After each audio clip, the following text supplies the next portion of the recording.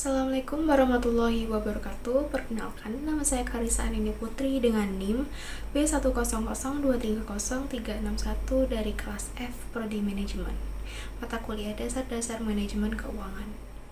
Di sini saya ingin mempresentasikan hasil analisis rasio keuangan perusahaan PT Linknet Tbk.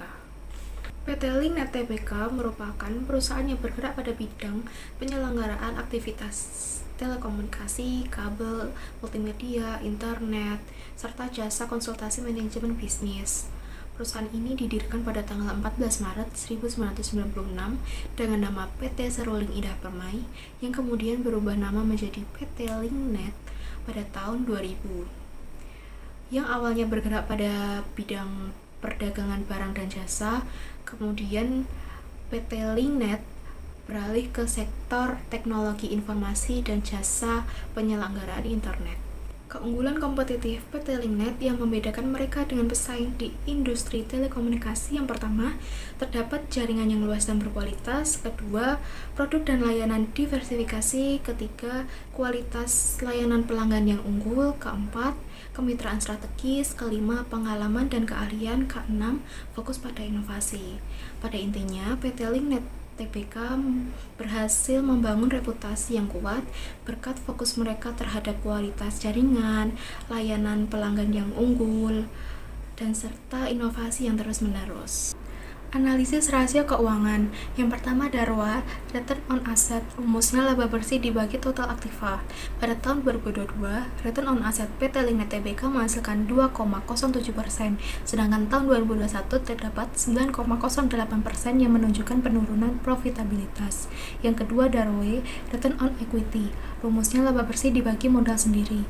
ROE tahun 2022 menghasilkan 4,85%, sedangkan tahun 2021 mencapai 16,87% yang menunjukkan penurunan profitabilitas. Yang ketiga, DER, Debit to Equity Ratio, rumusnya total utang dibagi total modal dikali 100%. Pada tahun 2022, DER menghasilkan 104,47%, sedangkan tahun 2021 terdapat 58,57% yang menunjukkan peningkatan ketergantungan pada utang. Yang keempat, DAR, Debit to Asset Ratio, rumusnya total utang dibagi total aset dikali 100%.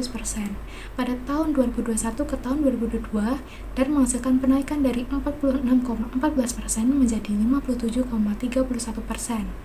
Yang kelima, rasio lancar. Rumusnya aset lancar dibagi kewajiban lancar dikali 100%. Rasio lancar tahun 2022 mencapai 19,26%, masih cukup baik meskipun mengalami penurunan dibanding tahun 2021. Yang terakhir, perputaran modal kerja.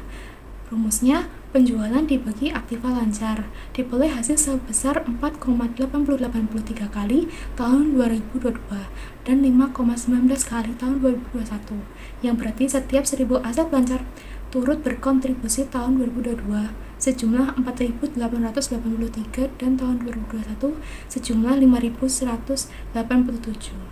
Kesimpulan dari rasio keuangan. Berdasarkan rasio-rasio keuangan yang telah dihitung, dapat disimpulkan bahwa kinerja keuangan PT Linknet Tbk pada tahun 2022 menunjukkan adanya hal yang perlu diperhatikan, seperti nilai return on asset dan return on equity menurun, menunjukkan penurunan efisiensi perusahaan dalam menghasilkan laba dari aset dan modal yang dimiliki. Nilai debit to equity ratio dan debit to asset ratio juga meningkat. Dapat disimpulkan bahwa adanya tingkat penurunan yang diakibatkan ketergantungan perusahaan pada utang. Peningkatan utang juga dapat memberikan keuntungan jangka pendek, namun juga dapat meningkatkan resiko keuangan jika perusahaan tidak dapat membayar kewajiban utangnya. Dilihat dari rasio lancar yang masih cukup baik bahwa perusahaan memiliki kemampuan yang cukup untuk memenuhi kewajiban jangka pendeknya. Kesimpulan dari rasio keuangan yang sudah dijelaskan di slide sebelumnya, bahwa kinerja keuangan PT Linknet Tbk tahun 2022 menunjukkan adanya tantangan yang harus dihadapi oleh perusahaan. Namun, melalui analisis yang baik dan tindakan yang tepat, maka perusahaan memiliki potensi untuk bisa memperbaiki kinerja keuangannya di masa depan. Sekian presentasi dari saya. Wassalamualaikum warahmatullahi wabarakatuh.